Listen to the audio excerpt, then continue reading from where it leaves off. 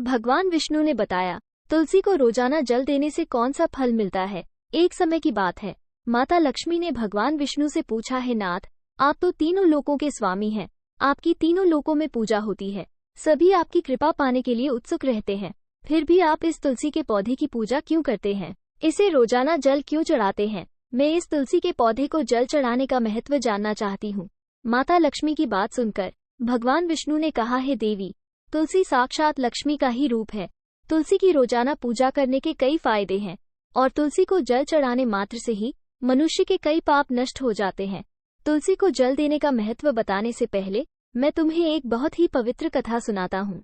इस कथा के माध्यम से तुम्हें तुम्हारे इन प्रश्नों के उत्तर मिल जाएंगे, इसलिए देवी आप इस कथा को बड़े ही ध्यान से सुनना। भगवान विष्णु ने कहा, है देवी, जो भी मनुष्य सिर्फ इस कथा को ध्यान लगाकर पूरी सुन लेता है, उसे 100 वर्षों तक तुलसी को जल देने का फल प्राप्त होता है। माता लक्ष्मी ने कहा, स्वामी, मैं इस कथा को बड़े ही ध्यान से सुनूंगी, आप मुझे वह पवित्र कथा सुनाना प्रारंभ कीजिए। भगवान विष्णु ने कहा, देवी, बहुत समय पहले की बात है, किसी नगर में एक ब्राह्मण रहता था। उसका जन्म तो ब्राह्मण कुल में हुआ, लेकिन उसके कर्म नीच प्रवृत्ति के थे। वह ब्राह्मण हमेशा ही झूठ बोलता और गलत तरीके से पैसा कमाता था। उसका मन हमेशा ही बुरे कर्मों में ही लगा रहता था। वह सदैव ही जुआ, वेश्यावृत्ति और चोरी में ही लगा रहता था।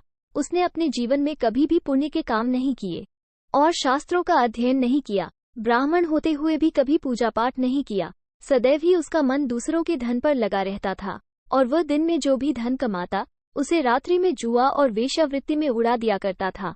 इस तरह वह ब्राह्मण अपने जीवन को पाप कर्मों में ही गुजार रहा था। उसने अपने मुख से कभी भगवान का नाम भी नहीं लिया और न कभी देवी देवताओं का पूजन किया। इस प्रकार से पाप करते हुए उसे कई वर्ष बीत गए। फिर वो ब्राह्मण कुछ खरीदारी करने के लिए एक नगरी में जा पहुंचता है।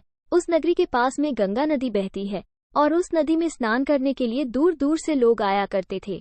फिर वह ब्राह्मण गंगा जी के किनारे एक आश्रम में ठहरता है।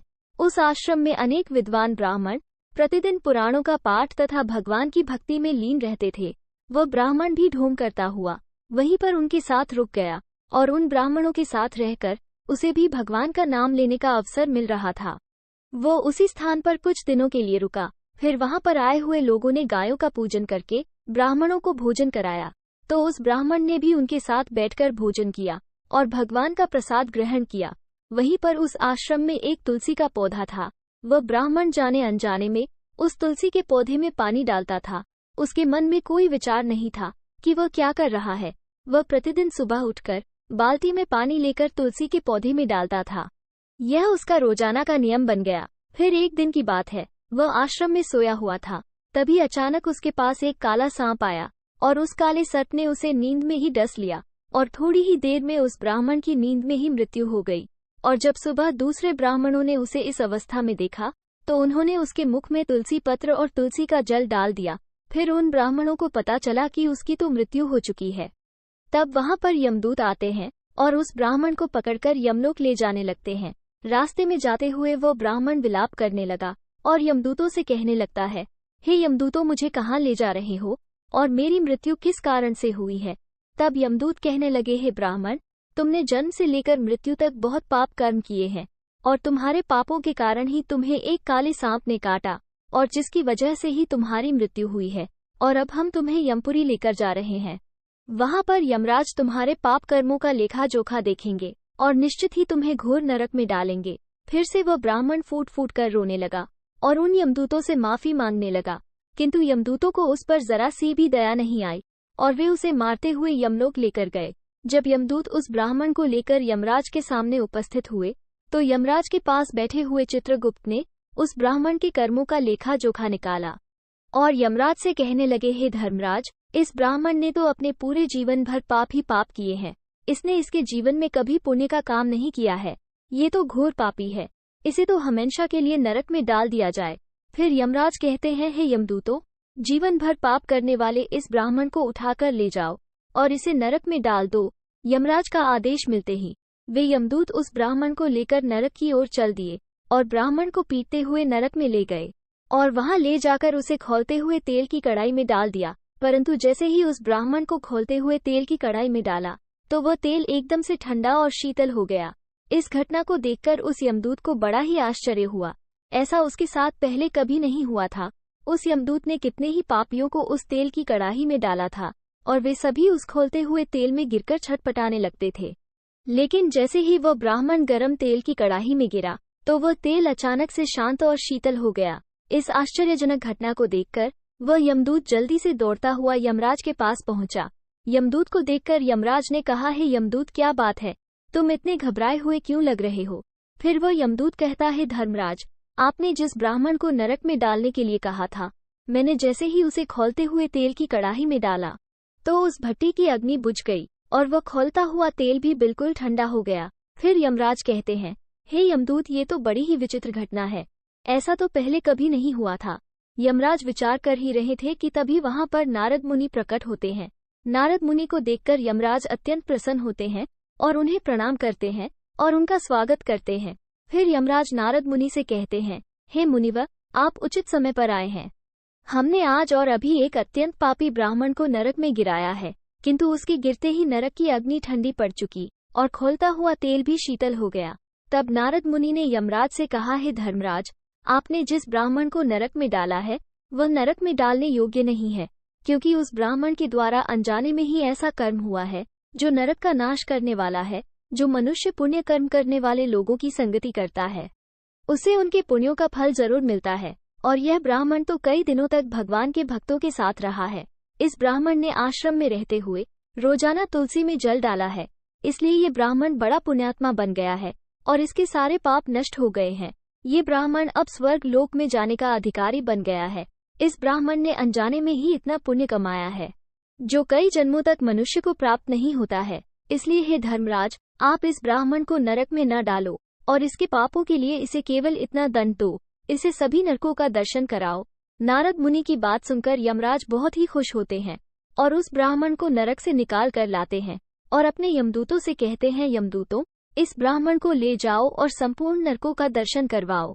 फिर यमदूत उस ब्राह्मण को ले जाते हैं और संपूर्ण नरकों का दर्शन कराते हैं। भगवान विष्णु ने कहा, देवी, इस प्रकार से यमदूत उस ब्राह्मण को संपूर्ण नरकों का दर्शन कराते हैं और उसे यक्ष लोक में ले जाते हैं और फिर वो ब्राह्मण एक यक्ष बन जाता है। भगवान विष्णु कहते हैं, देवी, वनस्पति नाम तुलसी, मास नाम कार्तिक, तिथि नाम एकादशी। देवी, वनस्पतियों में मुझे तुलसी प्रिय है, मास में कार्तिक मास और तिथि में एकादशी प्रिय है। इसलिए जो मनुष्य रोजाना तुलसी की पूजा पाठ करता है और तुलसी को जल देता है, वो मनुष्य मुझे सबसे अधिक प्रिय है। उस मनुष्य की कभी भी दुर्गति नहीं होती है और वो मनुष्य कभी नरक में नहीं गिरता है। जिन घरों में तुलसी का पौधा सदैव ही हरा भरा रहता है, उस घर में सुख, शांति और समृद्धि बनी रहती है। भगवान विष्णु कहते हैं, देवी, मेरी पूजा में और मुझे चढ़ाए जाने वाले भोग में तुलसी के पत्र अवश्य होने चाहिए, क्योंकि तुलसी पत्र के बिना मैं किसी भी प्रकार का भोग स्वीकार नहीं करता हूँ।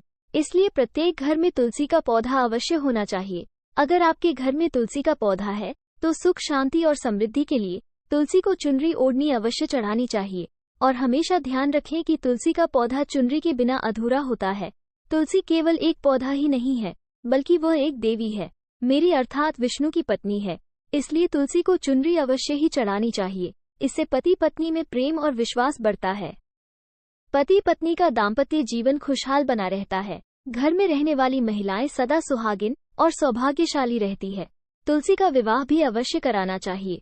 इससे मनुष्य के सभी दुखों का अंत होता है और सांसारिक जीवन सुखमय बीता है। भगवान विष्णु कहते हैं, हे देवी, तुलसी के पौधे के पास अपने मुख से अपशब्द नहीं बोलने चाहिए। तुलसी के नजदीक भूल से भी जूते, चप्पल अथवा झाड़ू पोछा नहीं रखना चाहिए, इसे पाप माना गया है। तुलसी के पौधे के पास जल से भरा हुआ बर्तन भी नहीं रखना चाहिए। तुलसी के पौधे के पास दीपक जलाने के बाद दीपक को वहां से हटा देना चाहिए, क्योंकि तुलसी के नीचे बुझा हुआ दीपक रखना अशुभ माना जाता है। जिस स्थान पर भी तुलसी का पौधा होता है, उस स्थान को हमेशा ही साफ स्वच्छ रखना चाहिए। इसलिए नियमित रूप से तुलसी के पौधे के पास साफ सफाई का ध्यान रखना चाहिए। तुलसी के पौधे में शिवलिंग और गणेश जी की प्रतिमा नहीं रखनी चाहिए। साथ ही तुलसी के गमले में अन्य किसी भी प्रकार का पौधा लगाना अशुभ होता है। तुलसी के पौधे के पास कपड़े भी नहीं सुखाने चाहिए, अन्यथा कपड़ों का गंदा पानी तुलसी के पौधे पर गिर सकता है। और हमेशा ध्यान रखना चाहिए कि तुलसी के पत्र को नाखून से नहीं तोड़ना चाहिए, इससे तुलसी का अपमान होता है। यदि तुलसी के पत्ते सूख कर गिर जाते हैं तो उन्हें कचरे में नहीं फेंकना चाहिए, क्योंकि वे पत्ते पैरों के नीचे आते हैं, जो अच्छा नहीं होता है। उन पत्तों को आप तुलसी की मिट्टी में ही दबा दें। और रविवार के दिन तुलसी के पत्ते नहीं तोड़ना चाहिए और रविवार को तुलसी को जल भी नहीं चढ़ाना चाहिए। बाकी सभी दिन तुलसी को सुबह स्नान से निवृत्त होकर जल देना चाहिए और शाम के समय एक दीपक जलाना चाहिए। भगवान विष्णु कहते हैं, देवी, अक्सर महिलाएं स्नान के बाद अपने बाल खुले रखकर ही तुलसी को जल देती है। ऐसा करना गलत होता है। महिलाओं को हमेशा ही अपने बाल बांधकर माथे पर सिंदूर लगाकर ही तुलसी को जल देना चाहिए। इससे तुलसी का आशीर्वाद प्राप्त होता है। घर में तुलसी का पौधा लगाते समय ध्यान रखें कि इसके लिए गंदी मिट्टी का उपयोग नहीं करें। साफ स्वच्छ मिट्टी का ही उपयोग करना चाहिए। इससे तुलसी मां रूठ जाती है और सूखने लगती है। तुलसी का पौधा कभी भी गंदे स्थान पर नहीं लगाना चाहिए, जैसे नाली अथवा बाथरूम के पास तुलसी के गमले को कभी नहीं रखना चाहिए, अन्यथा गंदा पानी तुलसी के पौधे में गिर सकता है, जो बहुत ही अशुभ माना गया है। घर में तुलसी का पौधा कभी सूखना नहीं चाहिए। शास्त्रों में ऐसी मान्यता है कि तुलसी का पौधा सूखना अकाल मृत्यु की सूचना देता है। घर में तुलसी का पौधा सूख जाए तो घर की सुख समृद्धि खत्म हो जाती है। सूखी हुई तुलसी में मां लक्ष्मी का वास नहीं होता है। भगवान विष्णु कहते हैं, शास्त्रों के अनुसार मासिक धर्म के दौरान महिलाओं को तुलसी के पौधे में पानी नहीं डालना चाहिए और तुलसी को स्पर्श करना भी वर्जित है।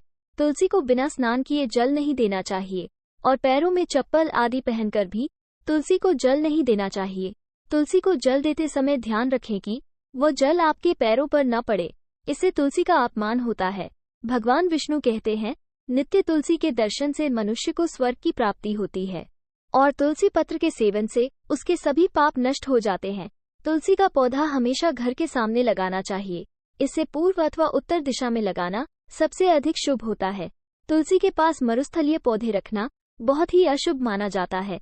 ऐसे पौधों से नकारात्मक ऊर्जा निकलती है। शास्त्रों में कहा गया है, जिन पौधों से हरी भरी कलियों की उत्पत्ति न हो, उसके स्थान पर कांटे निकलते हो, तो ऐसे पौधे को तुलसी के पास कभी भी नहीं रखना चाहिए। शास्त्रों में केले के पौधे का विशेष महत्व बताया गया है। अगर तुलसी के पास केले का पौधा लगा देते हैं तो कई गुना अधिक लाभ प्राप्त होते हैं। केले के पौधे में देवी स्वयं मेरा वास होता है। इसे तुलसी के पास लगाने से घर में सुख समृद्धि आती है। तुलसी के पौधे में शालिग्राम भी अवश्य रखना चाहिए। तुलसी के गमले में शालिग्राम रखने से तुलसी का और भी अधिक शुभ प्रभाव आपको देखने को मिलेगा। शालिग्राम मेरा ही निराकार रूप है। ये काले रंग का पत्थर होता है, जिसे विलक्षण और मूल्यवान माना गया है। इसे अगर तुलसी के गमले में रखेंगे तो आपके घर से संपूर्ण नकारात्मक ऊर्जा नष्ट हो जाएगी। घर में केवल एक ही शालिग्राम की पूजा करनी चाहिए। भगवान विष्णु कहते हैं, देवी, मेरी मूर्ति से कई ज्यादा उत्तम होता है शालिग्राम की पूजा करना। शालिग्राम को चंदन लगाकर उस पर एक तुलसी पत्र रखना चाहिए। प्रतिदिन शालिग्राम को पंचामृत से स्नान कराना चाहिए। ऐसा करने से मनुष्य के सभी जन्मों के पाप नष्ट होते हैं।